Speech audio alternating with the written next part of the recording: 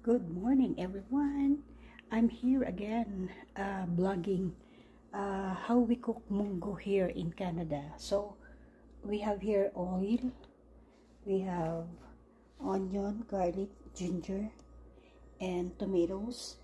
Ang sahog natin is ground beef. And then we have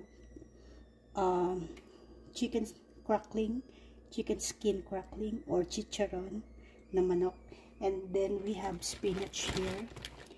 Usually we use spinach because mahal ang kangkong dito. Kung meron man, very rare, and malunggay as well. It will cost you between $10 to $15 per bundle. So very usual sa amin ang ginagamit na paglagay sa munggo yung spinach. So what we have here is munggo na napakuluan ko na to, or na overnight ko na muna siyang binabad kasi yun ang secret para mas mabilis siyang pakuluan. Ibabad nyo overnight and then lagyan ng konting asin, tsaka nyo pakuluan the following day para mas matipid sa gas. So yun yung mga tips ko sa inyo sa pagluluto ng munggo.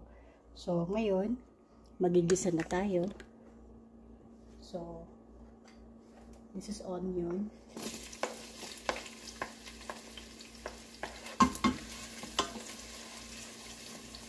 And this is garlic.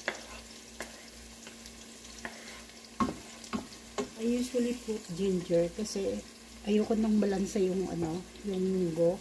Kasi diba naglalagay tayo ng meat.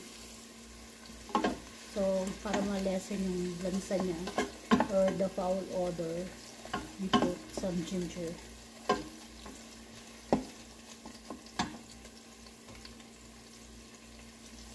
And then tomatoes.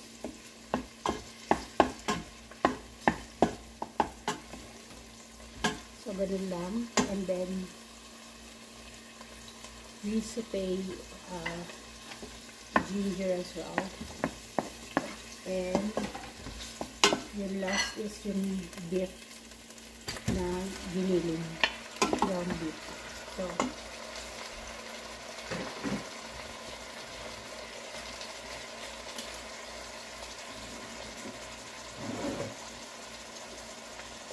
I usually put chicken powder kasi very rare din ang betchin dito.